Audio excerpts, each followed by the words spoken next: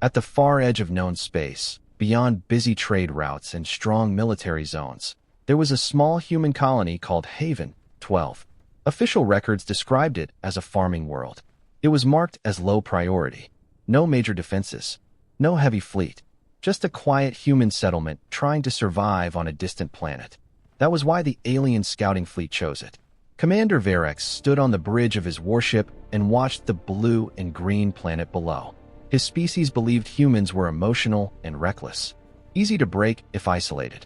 Haven 12 was perfect proof, he thought. A weak colony, far from Earth, far from help. This will be simple, he said calmly. 3 alien ships entered the planet's atmosphere. Their engines burned bright across the sky, but no defense cannons fired at them. No warning signals reached their comms. No response at all. The silence felt wrong. They landed outside the main settlement. Dust rose around their ships as the heavy ramps lowered. Soldiers stepped onto the soil with weapons raised, scanning every direction. Still nothing. The colony buildings stood ahead, metal homes, storage units, farming towers. Clean, organized, but empty. No humans ran. No guards appeared. Commander Varex walked down the ramp himself. His boots pressed into the soft ground. The air was calm. Wind moved slowly across the fields. Spread out, he ordered. The alien soldiers moved carefully between buildings. Doors were open. Tools lay on tables. Lights were on inside some rooms. It looked like people had been there moments ago. Then one soldier froze. "Commander, you need to see this." Varex walked toward the edge of the settlement. The ground changed there. The soft farming soil became dark and burned. And then he saw it. A massive body lay across the land. It was not human. It was a Carthal beast, a creature known across the galaxy as one of the most dangerous predators ever recorded. Its armored skin could resist plasma fire. Its claws could tear through ship hulls. Entire military squads had been lost fighting a single one. And here it was, dead. Its skull was cracked open with precise force. Not burned. Not exploded. Crushed. Varex felt his chest tighten. "That is not possible," one soldier whispered. Scanners confirmed it. The beast had been dead less than a week. As they moved farther, they found another body. Then another. Different species. Different shapes. Some with long blades for arms. Some covered in spikes. One so large it had crushed the ground beneath it when it fell. All dead. Not scattered. Organized. They were lined in rows. Like a graveyard. Metal markers stood near each corpse. Clean human writing was carved into them. Threat eliminated. Nothing else. No celebration. No warning. Just those 2 words. Commander Varex turned slowly, staring at the quiet colony behind him. His mind raced. These were not random attacks. This was controlled. Planned. This was not invasion, he said quietly. One of his officers checked deeper scans of the planet. "Commander, there are more bodies beyond this ridge." "How many?" A long pause followed. "Hundreds." The wind grew stronger, moving across the field of monsters. The buildings of Haven 12 stood calm behind them. Peaceful. Too peaceful. Then something new appeared on their scanners. Life signs. Human life signs. Multiple. Inside the colony. Slow heartbeats. Calm patterns. They had been there all along. Watching. Commander Varex felt something unfamiliar crawl into his thoughts. Fear. The humans had not run. They had not hidden. They had allowed the aliens to land. And now, standing in a graveyard filled with creatures that terrified the galaxy, Varex finally understood one thing. This was not a weak farming colony. It was something else entirely. And the silence was not emptiness. It was patience. The wind moved slowly across the field of dead creatures, carrying the smell of burned soil and dry metal. Commander Varex stood still, staring at the endless rows of bodies. His soldiers had stopped speaking. Even their armor systems seemed quieter. Hundreds of monsters. Every single one confirmed as a top-level predator from different parts of the galaxy. Creatures that destroyed cities. Creatures that forced entire worlds to evacuate. And here, on Haven 12, they were nothing more than corpses with metal signs placed beside them. "Move forward," Varex ordered, though his voice had lost some of its earlier confidence. The squad advanced deeper into the graveyard. The ground was marked with deep scars, long cuts across stone, and impact craters. This had not been easy combat. There had been battles here, but there were no human bodies. Not one. One soldier knelt beside a massive four-legged beast covered in thick armor plates. "Commander," he said carefully, scanning the wounds. "These cuts are clean, precise. The force required is beyond standard infantry weapons." Varix frowned. "Orbital strike." The soldier shook his head. "No burn damage. No explosive signs. Close combat. Close combat." The idea felt impossible. Another group of soldiers called out from the far side of the ridge. Varix moved quickly to join them. Beyond the hill, the sight became even worse. The bodies were larger, more dangerous. One of them was a Vornax terror, a creature banned from transport across most systems because of its uncontrollable violence. Entire defense fleets had failed to contain one. Its head was missing, removed with one clean strike. A metal marker stood in front of it. Specimen 47. Response time, 18 seconds. Varix read it twice. Response time. This was not random survival. This was testing. Training. They were measuring themselves, one officer whispered. Before Varix could answer, a soft electronic sound echoed through the open land. A signal. One of the alien soldiers had activated a device found near the markers. A small human recorder. The device flickered to life. A calm human voice began speaking. "If you are hearing this, you are standing inside Haven, 12 combat zone." The squad froze. The voice continued, steady and emotionless. "This colony is a controlled environment used for extreme survival testing. All hostile species were transported here for live training operations. Transported, not invaded. Brought here. For the safety of the wider galaxy, threat-level predators are neutralized and studied. Data is collected. Soldiers are evaluated." The message paused for 2 seconds. "If you arrived without invitation, understand this clearly. You are inside the training ground." The recording ended. Silence returned. Commander Varix felt his throat tighten. Training ground. The farming buildings suddenly looked different. Too clean. Too organized. Too structured. Not homes. Barracks. Hidden in plain sight. A soldier's scanner beeped sharply. "Commander, we have movement inside the central structure." "How many?" Varix asked. "Unknown. Systems are masked." Masked? Humans were supposed to be technologically inferior in stealth systems compared to Varix's people. That had been the official belief. Another signal appeared. Not movement. Orbit scan. Varix's fleet in space sent a warning. "Commander, we are detecting a large object behind the planet's shadow." It was hidden until now. Varix's eyes widened slightly. "Size?" The response came slowly. "Battleship class. A human warship." It had been there the entire time. Watching. Waiting. The soldiers around him tightened their grip on their weapons. For the first time since landing, Varix realized something important. They had not discovered the humans. The humans had discovered them first. Another life sign scan completed. Clear results this time. 32 human signatures. All stable. All calm. Heart rate slow and controlled. Predatory calm. The doors of the central structure began to open. Not fast. Not dramatic. Slow. Deliberate. Commander Varix felt the shift in power without a single shot being fired. They had come expecting fear. They had found preparation. And now, as armored human figures stepped into the open light, Varix understood the terrible truth of Haven, 12. The monsters buried in the ground were not warnings. They were practice. And the real hunters were finally stepping forward. The doors of the central structure opened fully, and the humans walked out in a straight line. There were no loud engines, no heavy metal sounds. Just calm footsteps against the stone. 32 of them. They wore dark armor, simple in design. No glowing lights. No sharp edges. Their helmets were smooth, their visors black. No emotion could be seen on their faces. But their body language said everything. They were not afraid.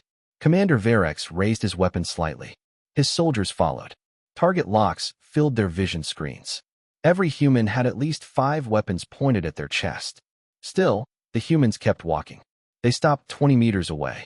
The wind moved between both forces. The field of dead monsters lay behind the humans like silent proof of something terrible. One human stepped forward, slightly taller than the rest. A symbol was marked on the chest plate, simple white lines forming a sharp shape. The human removed the helmet. It was a woman.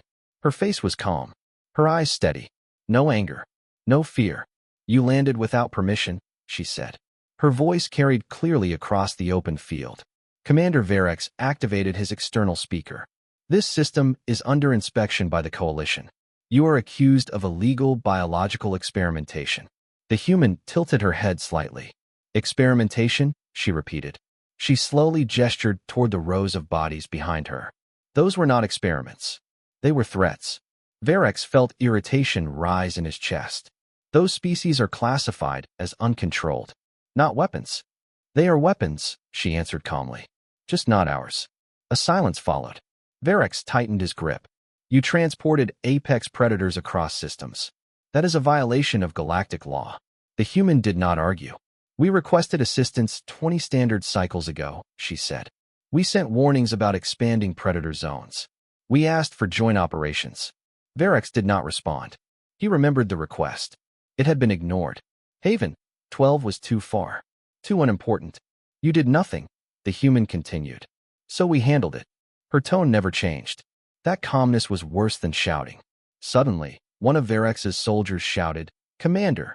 Orbit reports flashed across Varex's visor. The human battleship behind the planet had moved. And it was not alone anymore. More signals appeared. Multiple human ships uncloaked around the system. They had been hiding beyond skin range. Watching silently. Waiting. You brought a fleet, Varex said slowly. The human woman shook her head. No, that fleet was already here. For protection? Varex demanded. For containment, she replied. Containment. Varex's sensors scanned the ground again. The buried tunnels beneath the colony. The reinforced barriers hidden under the soil. Massive underground structures designed to survive extreme force. This entire planet was built like a cage. Not a home. A cage for monsters. And now, the human leader said quietly, you landed inside it. Varex felt something unfamiliar press against his thoughts again. Not just fear. Realization. He had assumed weakness. He had assumed distance meant isolation. He had assumed humans were still struggling to prove themselves. But standing here, surrounded by dead horrors that once terrified entire systems, he saw the truth clearly.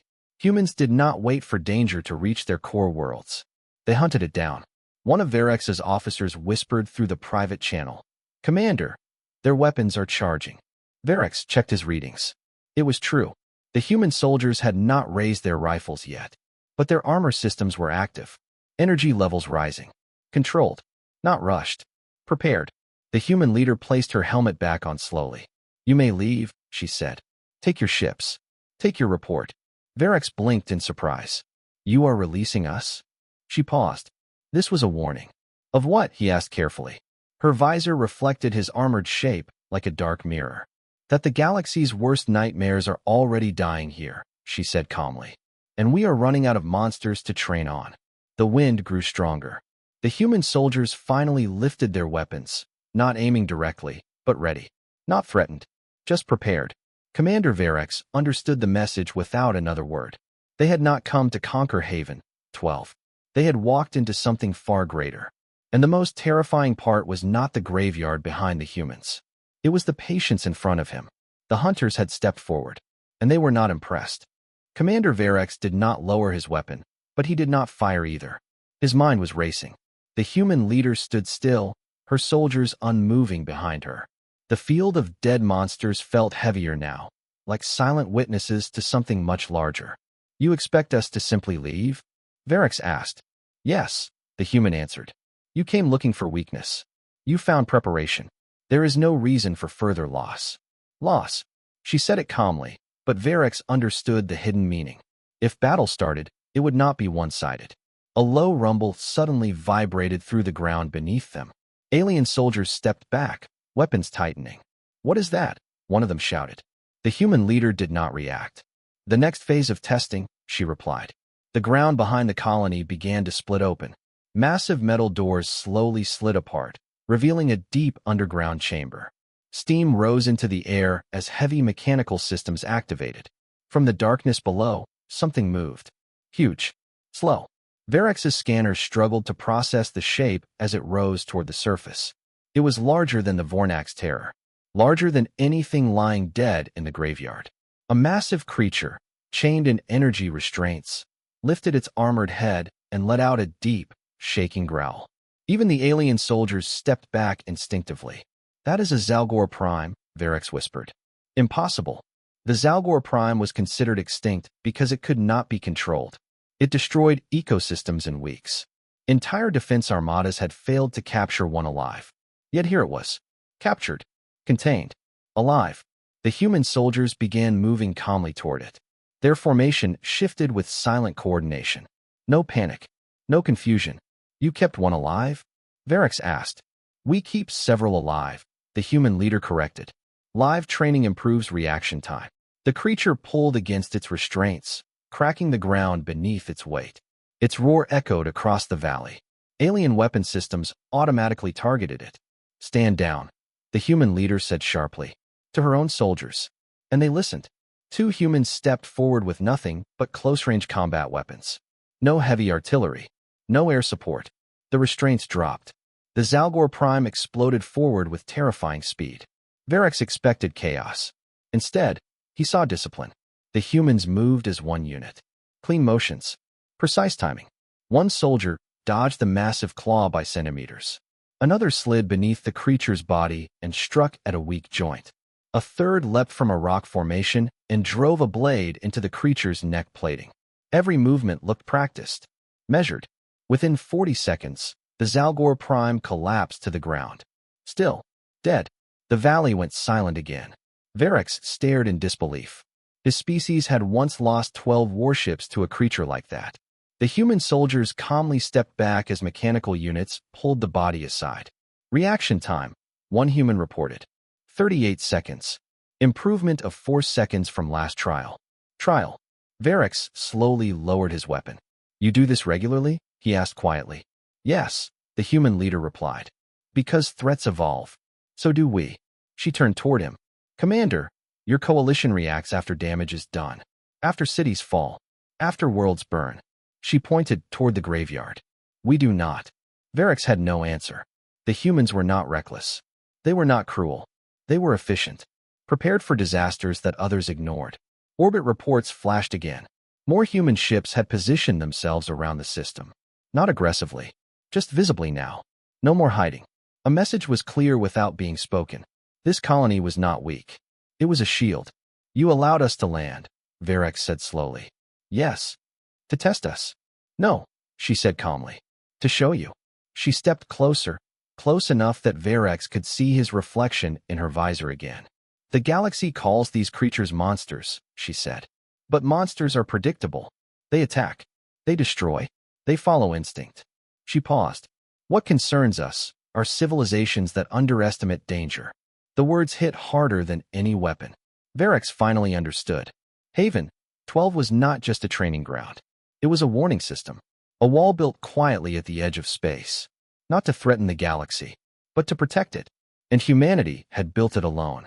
The graveyard was not a symbol of violence. It was proof of responsibility. Varix slowly signaled his fleet to stand down. For the first time since arriving, he did not feel superior. He felt small. Because the truth beneath the surface of Haven 12 was simple and terrifying. Humans were not trying to dominate the galaxy. They were preparing to survive anything it could become. And they were far ahead of everyone else. Commander Varix watched the machines drag the dead Zalgor Prime away like it was nothing more than heavy trash. The ground doors closed again, sealing the underground chamber. The valley returned to silence. The wind moved over the rows of monster corpses, and the human soldiers stood like statues. Varix finally lowered his weapon. His hands felt cold inside his gloves. You could have destroyed us, he said through the external channel. The human leader nodded once. Yes. You chose not to. Yes. Varix struggled to keep his voice steady. Why? The human leader stepped closer, but not in a threat. More like a teacher walking to the front of a class. Because panic is easy, she said. Truth is harder. If we wipe you out, the galaxy will only see blood. If we let you leave, the galaxy will hear your fear and ask why you felt it. Varix stared at her visor. You want us to carry a message. We want the galaxy to stop sleeping, she replied. His fleet sent a private warning. Coalition drones were entering the system, trying to record everything.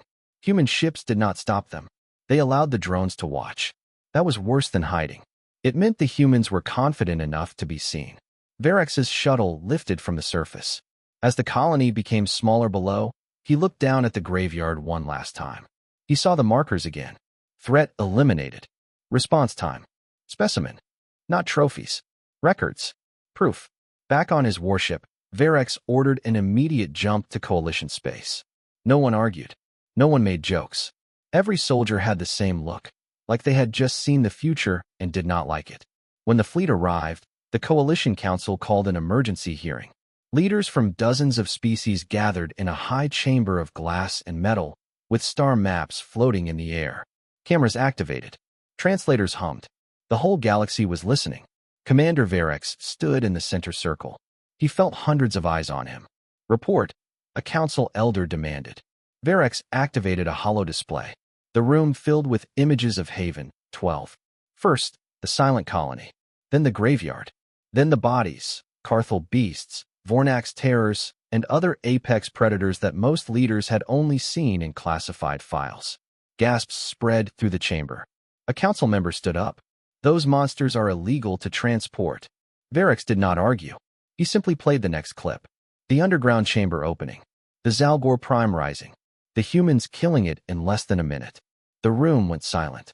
Another leader whispered, "That creature destroyed 3 moons in the Red Han War." Varex looked around the chamber slowly. On Haven, 12, it lasted 38 seconds. Fear began to grow. Voices rose. Demands, accusations, threats. Then a new transmission cut into the hearing. Every screen turned black.